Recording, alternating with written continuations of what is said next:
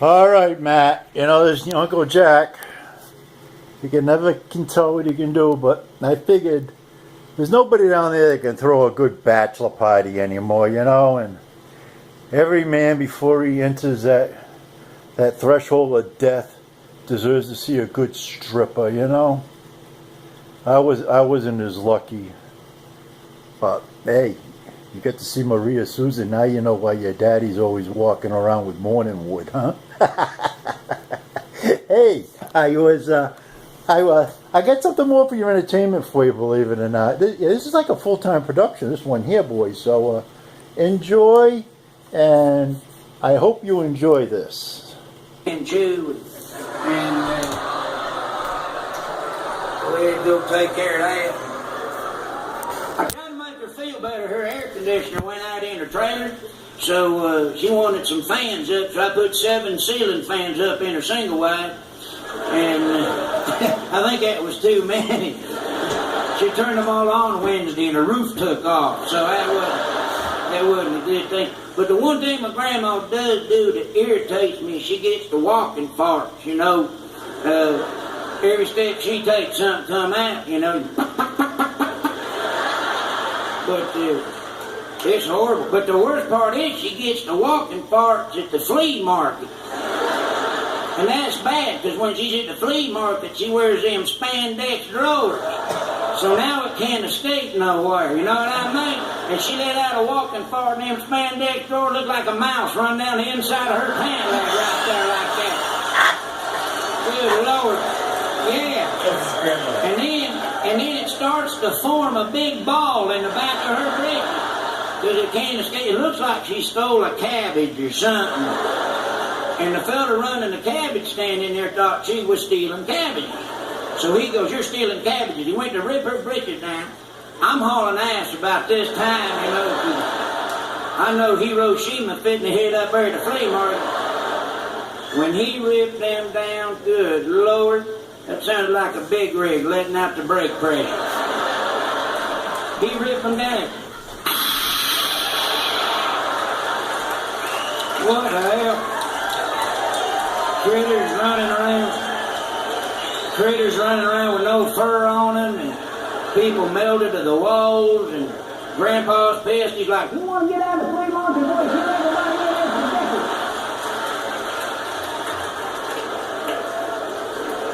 I tell you what, I got a strange daggone family, that's for sure. My aunt, she's a big old woman, and she's good looking though. She's 370 pounds. But she's good looking. She's a runway model out at the airport. Yeah, she is. But what she is a hypochondriac. She always thinks there's something wrong with her, cancer, tumor, whatever. But we was sitting on the couch having a nice time watching the TV, and she do this about every 5 seconds. She goes, "It's irritating me."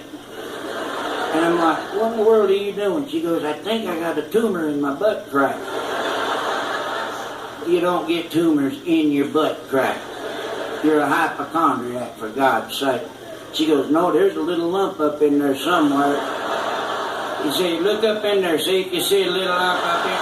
I'm not looking up in your butt crack for a tumor on a Sunday. Go to the doctor. She went to the doctor. You know what it was? A milk dud. You believe that? She sat on it watching Walker, Texas Ranger. I got a sister had a baby and she was in labor for 38 hours, which is ridiculous. I give up on the poop after 20 minutes. She had it. But she's a good sister. She come to see my program 2 days after she had that kid, by God. And I made her laugh so hard milk shot out of her nipples. I tell you what, she's a good girl. I love her to death. My brother just celebrated the second, get her done.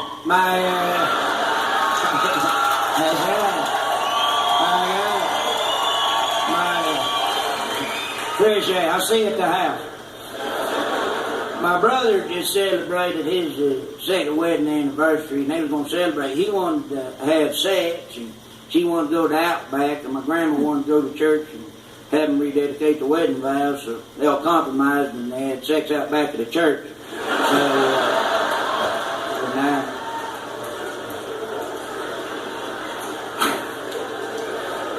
I was gonna get married one time. It's hard finding the right person. I was living with a girl for about 8 months until she found out I was there, and that was too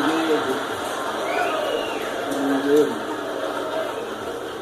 But there was another girl that I was in love with, and we was gonna get married, but she wasn't gonna take my name, so I broke that relationship off because I'm a traditionalist. I think they ought to take the name. Plus, I thought it'd be cool both of us named Larry. I thought that'd be nice. Didn't work out too good. But she always irritated me. I don't know why women do this, and she did this whole time. She used to stack stuff in a medicine cabinet, and then you open it up and stuff would fly out at you. You know, they had them cotton balls in there, serves as like a spring action device or something. When she was walking around the house one day, she was mad at me, yelling at me, I don't know, she had cramps or something.